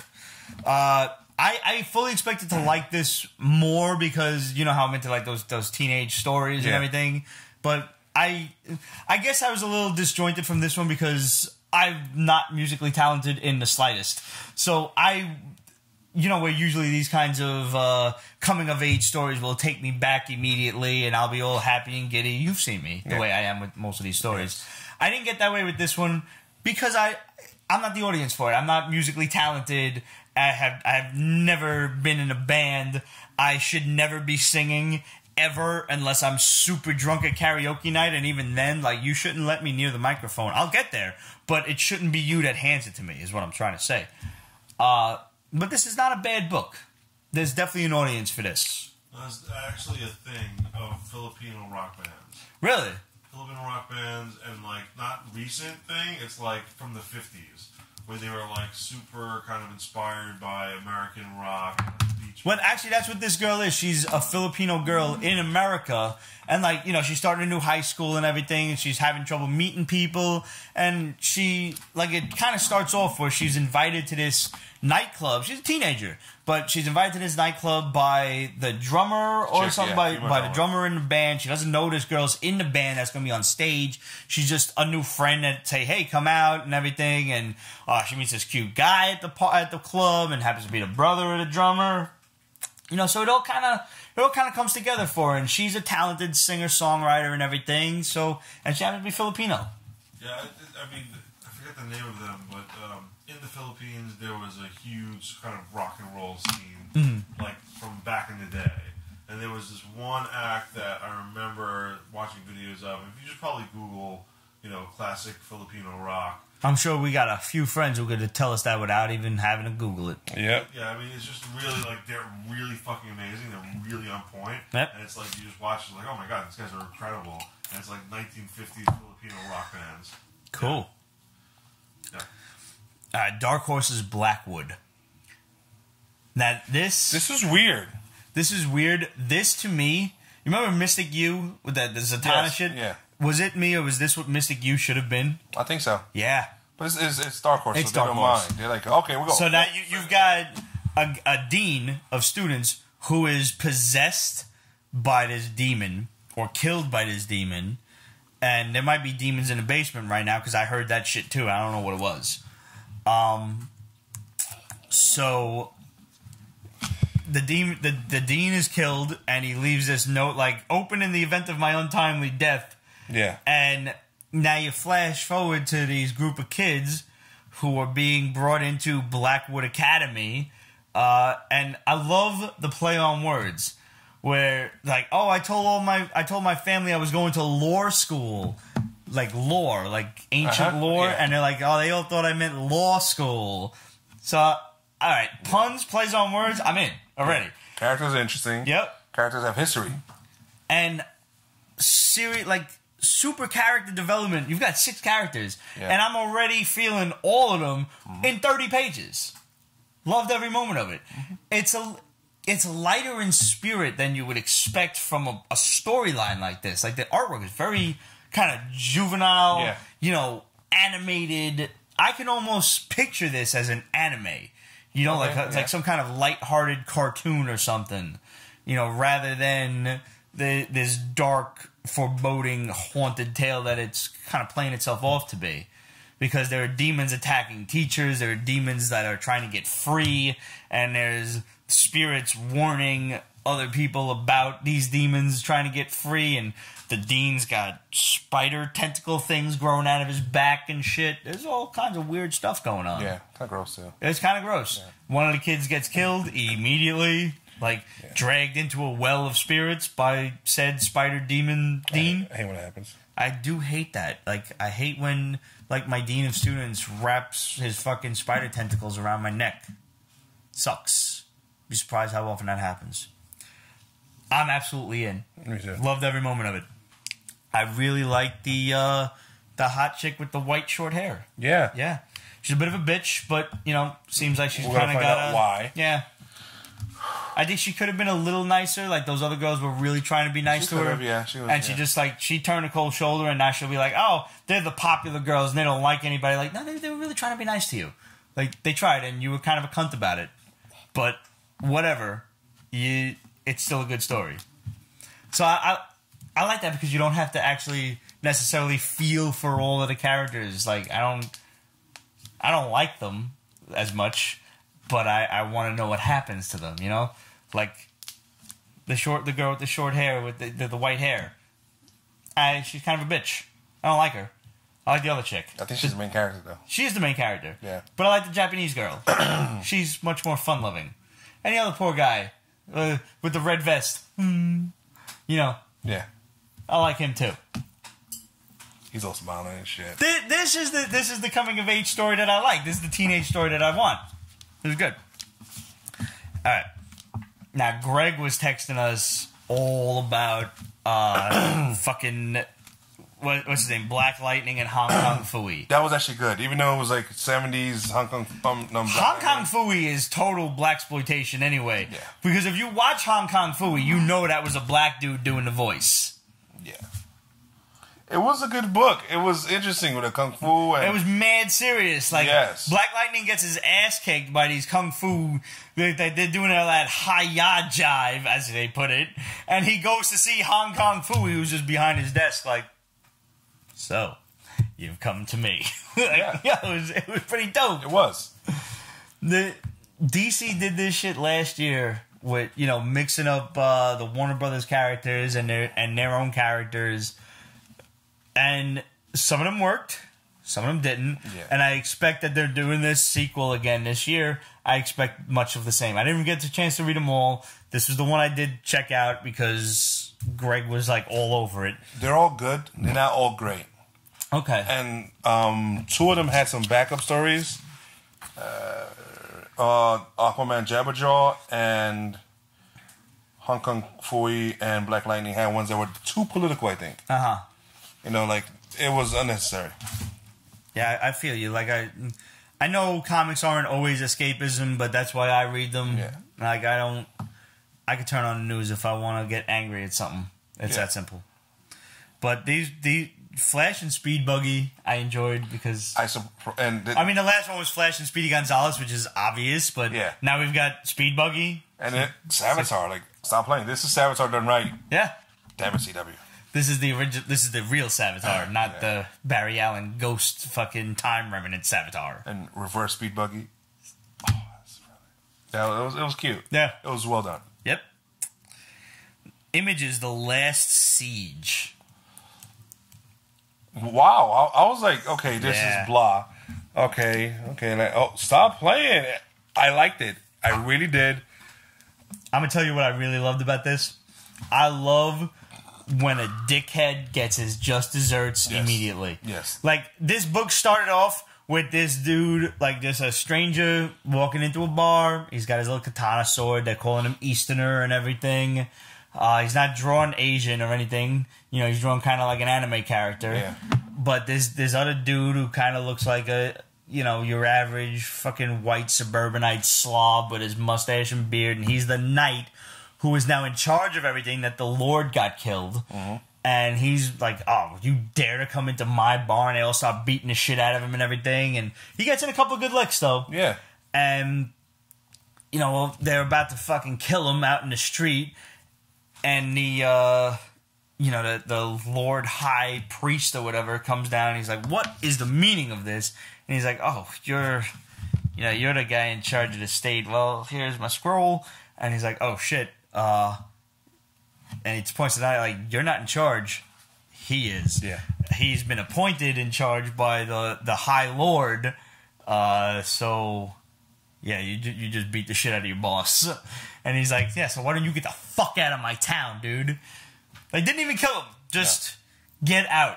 You lost all your power. That's going to come back to haunt them in a couple of issues. Mm-hmm. But I was really happy to see that. Like, I didn't want that being dragged on. Like, don't let that be the major plot point. Like, this is the asshole that has to be overthrown. Mm-hmm. No. He's so much of a douchebag to have to deal with him for more than one issue. Now, there's some bigger asshole coming to this. Oh, definitely. They're going to have to unseat the throne of whoever just killed the Lord and conquered the land, because they already said that they are on the losing side of a war. Yeah.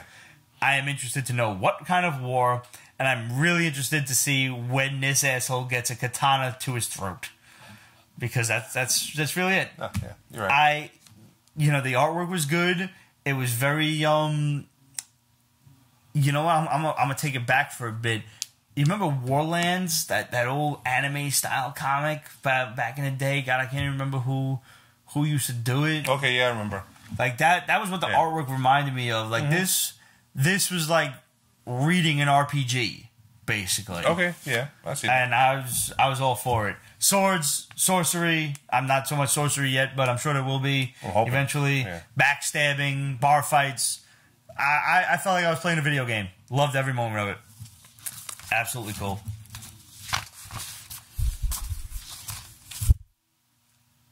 So, what do you think of Jamie Foxx's Spawn, yo? I'm alright with it. It's a big name actor. Is he really? I think so. I mean, you got Ray Charles, you got Django. I mean, as far as black actors go, you don't get too much bigger than Jamie Foxx. I don't think. Okay. God knows you don't want Will Smith doing it. No, you don't. But there aren't that many big black actors in Hollywood, sadly enough. Well, I mean, that's just the fucking unfortunate way it goes. I think Jamie Foxx is probably one of the biggest. I think he's talented.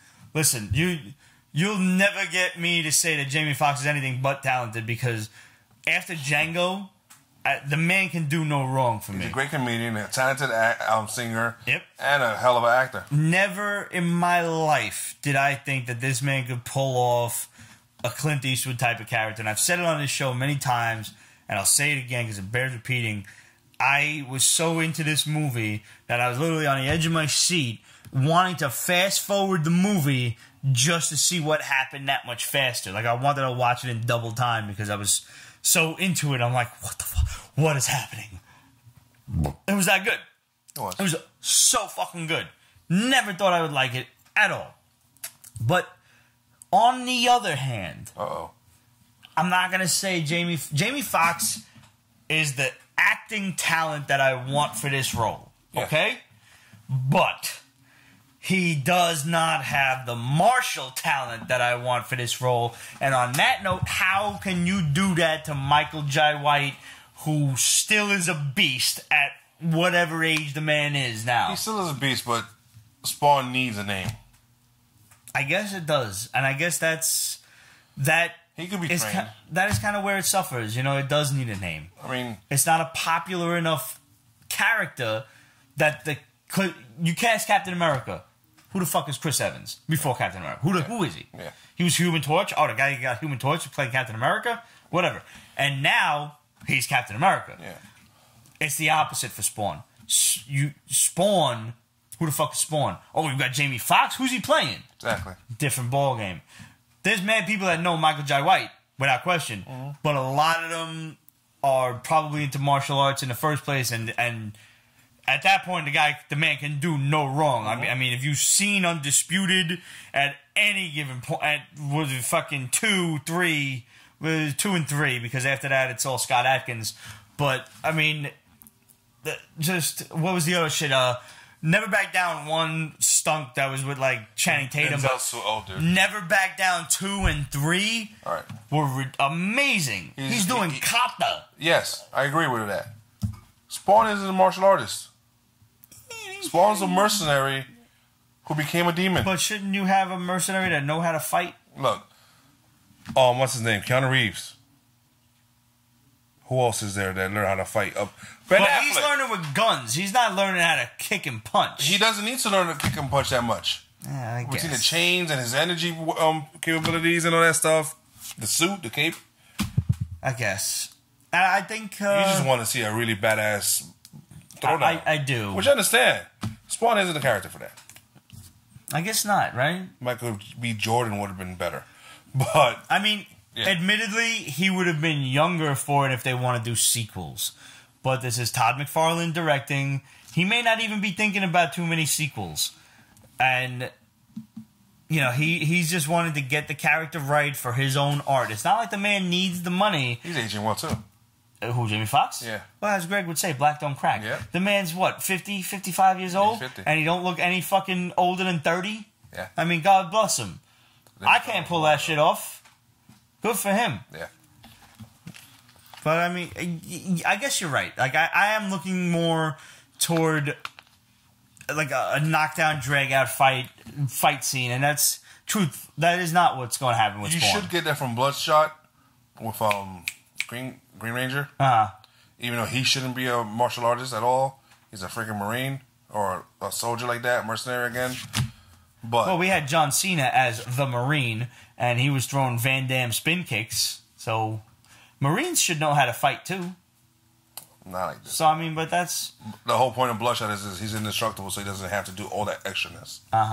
He gets well, you're a valiant guy. I don't know these things. No, you don't. No, I don't. So overall, you think it's good for the character? Yes. I think you're right. I think it'll bring a lot of hype to the role, to the movie itself, just by having this big of a name involved in it. And, you know, maybe you pull off one sequel. I don't think you need to drag it out into Spawn 7, you know? No. And definitely needs to cast a gorgeous woman as a wife. Yes. Yes. Who would you cast as Wanda? First thing that comes to mind is, no, she's too young. I was thinking the girl from Black Lightning, but she's way too young, yeah. The oldest daughter. Yeah, Nafisa... Yeah. I can't remember the name. Nafisa Williams? Yeah, I was going to say Williams. I think that was the last name. Zoe Saldana? No, right? No. First of all, she needs to eat a burger. So, I mean, you're going to need an older woman because this woman has to have kids. Kerry Washington. Sure. Yeah. God, she was great. I think I Love My Wife. I never saw that one. Oh, yeah, I think she's topless in that one. Hey. That's all the more reason for me to go look it up. There you go. Nafisa Williams was naked in some movie too. She was? Yeah, I'll help you out with that. Yeah, I got you covered. I might as well send it to the thread. Yeah. Well, guys, been a great show. We had a lot of fun today. Thanks for tuning in. Thanks for coming back. Last but not least, tonight has been the last night for you to have gotten the Pete's Basement Supports Mental Health Awareness t-shirt. So I'm not going to end the campaign until I wake up tomorrow morning. So this is your last ditch effort to go and get a hold of one of these awesome emerald green t-shirts, limited edition for the month of May for mental health awareness, and 100% of the profits from that shirt go to the I'm Alive organization, which is a online chat network for people in crisis. They can, log in and just instant message people instead of having to talk on the phone. Sometimes maybe that's, a little much. And you can also go on the website, which is imalive.org, and find out how to be a volunteer or also how to donate if you want to do that.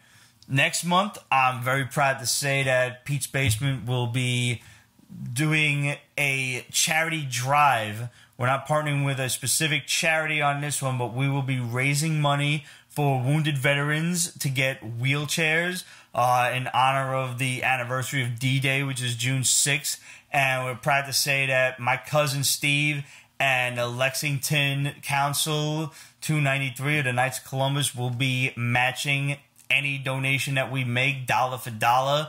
So hopefully we can get a couple of wheelchairs for some veterans. So you'll see that up tomorrow. I'm looking forward to like a forest green shirt, and Pete's Basement supports our veterans. Nice. I think that's really just a fantastic cause, and I think that's a t-shirt that is kind of timeless. I think that can stay up not just for the month of June, but for permanently, because despite the horror that's going on in the world and with our country, you can't disparage our veterans for fighting for us. They lay down their lives and their time and the time with their families and basically their entire existence for our sake. And that has to be rewarded and that has to be honored. And so we're proud to support our veterans in any way we can. And in this case, these wounded veterans need our help. So as my cousin liked to call the program Mobility for Heroes. So we're not going to call it that because it kind of sounds like a charity. And since it's not official, the t-shirt's going to say Pete's Basement supports our veterans. And in the description, when you see this stuff posted on social media, it's going to say Mobility for Heroes, and that's really where it comes to. Is we're going to try to get as many wheelchairs for veterans in need as possible. So hopefully you guys can chime in on that t-shirt. It's going to be $20 all through the month of June, and any donation that we make is going to be matched dollar for dollar by the Lexington Council Knights of Columbus, and I just really think that's fantastic. So look for that. We are off next week. The old boy Pete will be on vacation. Where you going? I'm headed off to Niagara Falls. Niagara Falls! Slowly I turn, step by step. I'm about to get the shit knocked out of me. By inch, and I...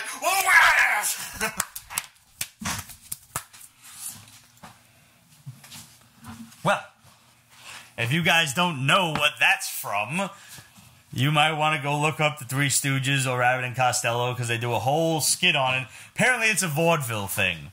But yeah, the old boys headed off to Niagara Falls because I've wanted to see it since Superman 2.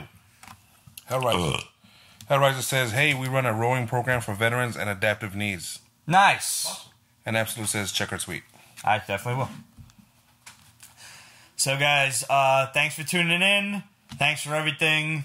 As always, hit us up, questions@peachbasement.com, facebook.com/peachbasement, Instagram, Twitter, etc. @peachbasement. And we'll see you guys in 2 weeks. Oh.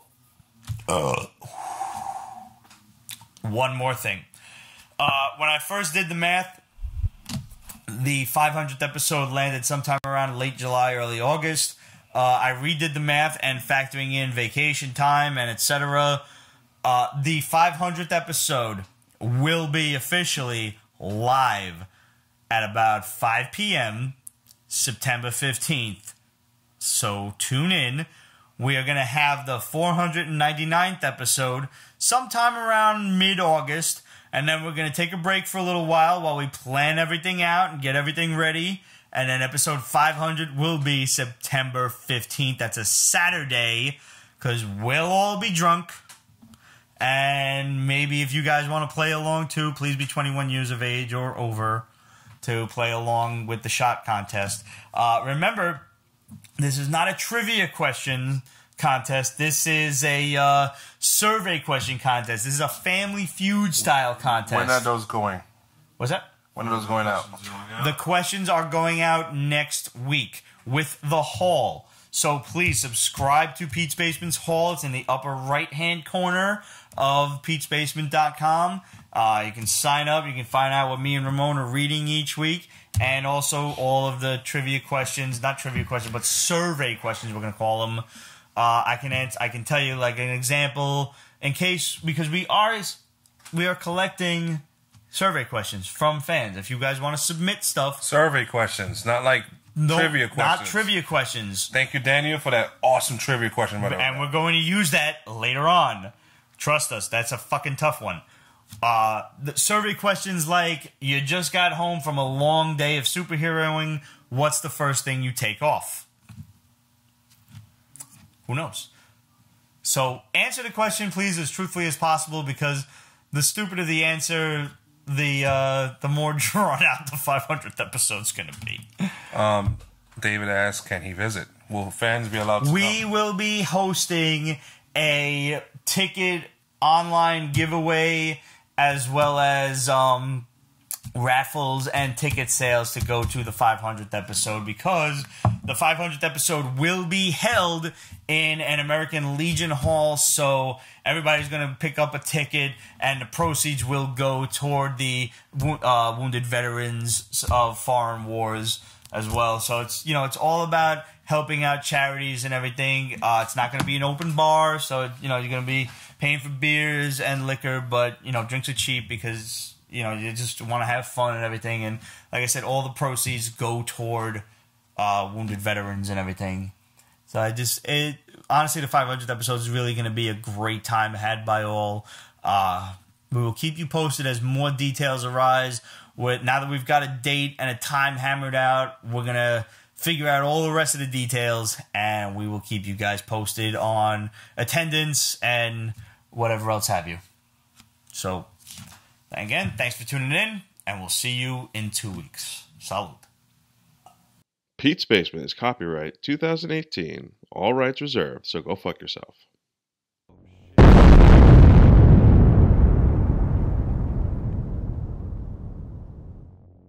Again, Ramon is the fan favorite. We know that. And for those of you who don't know, you're supposed to add a little pinch of water to the single malt whiskeys. Really opens up the bouquet a little bit. Yes, that is the proper pronunciation. Is the proper terminology. Also on the first episode of Pete's Basement. That is the very first episode of Pete's Basement. Right. Yes. Yes. Yeah, David's asking if we saw the new ThunderCats. We're gonna get to that, David. We're gonna get to that during the regular show. Like I'm gonna clap it in, and then we can bitch about that. Because I'm gonna. First questions.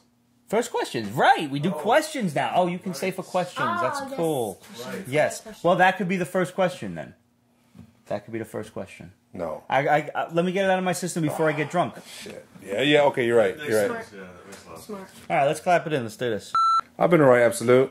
Thank you for that rant you got Pete on. It's special. I'm going to try to get the rest of the questions answered today. Let's see. Pete being Pete, he went to get another bottle.